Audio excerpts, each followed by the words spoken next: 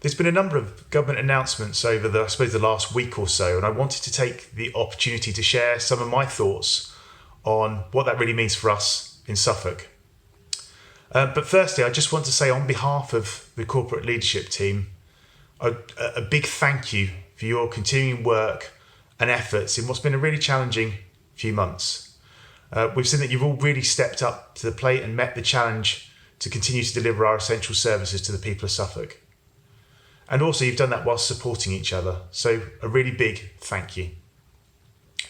We're now entering a new phase in our ongoing effort to prevent the spread of coronavirus, whilst also trying to balance the need to unlock parts of the society. So this meant that a number of measures are being eased. Examples of this include being able to meet outdoors in groups of up to 6 people, whilst observing social distancing measures, but also the new announcement around social bubbling for single adults living alone or single parents whose children are under the age of 18. Clearly, these changes are welcome, but I must also caution and say we need to remember the virus hasn't gone away and is no less dangerous. We're seeing new cases of coronavirus in Suffolk each day, and sadly people are still losing their lives. And the UK rates are still not coming down as quickly as other European countries. So we mustn't lose sight of those basic measures of keeping 2 metres away from other people, washing your hands regularly, and isolating if you have symptoms. We need to see this as a gradual move into the next phase of our response to coronavirus. And I'm hopeful that if we all follow the guidelines, we'll be on the right path. However, there still is a long way to go, and we really can't be complacent. This ethos also applies to our working arrangements. You'll have seen and heard discussions about opening up some of our buildings. The key point that I really need to reiterate, though, is that while social distancing measures remain in place, you should, wherever possible, continue to work from home, avoiding non-essential contact and travel. So with home working being the new normal for most of us, I think it's important that we make sure that our workstations are set up correctly and safely.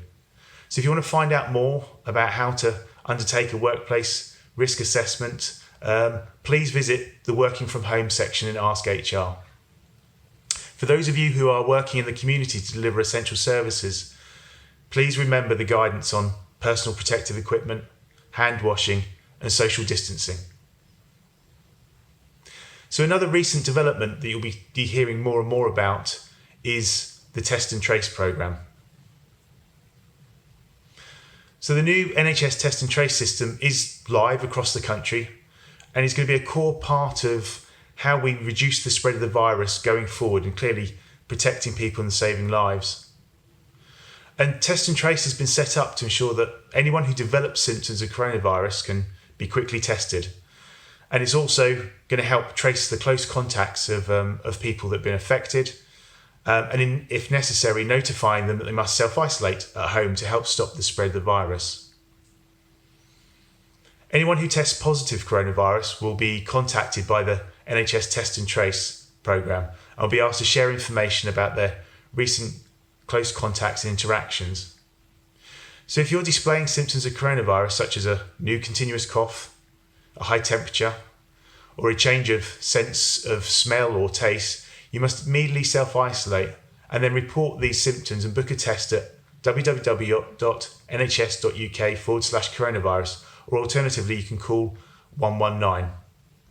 I think an important point to note is that if you've previously had coronavirus or had a positive antibody test to say you've had coronavirus, you still need to follow the advice and guidance to isolate if you're a contact of a confirmed case. So this is because we do not understand how much immunity previous infection gives us, and you could inadvertently end up spreading the virus to other people if infected. I also spoke earlier about the need to follow social distancing guidance. And for Test and Trace, there is a real practical reason for this. I mean, firstly, if you do not regularly follow the 2 metre guidance, you're maybe increasing your risk of catching the virus from others. But secondly, this could lead to you having to self-isolate for a period of 14 days on multiple occupations if you're identified as a close contact of a case. Either way, a good reason to follow the guidance. But for me, by following the instructions to self-isolate, anyone who's displaying symptoms will be protecting their family, friends, colleagues, and other people around them. We all have a part to play in stopping the spread of the virus. So finally, we will continue to update you on test and trace over the forthcoming weeks as we develop our really important local approach. So I look forward to talking to you soon. Thank you.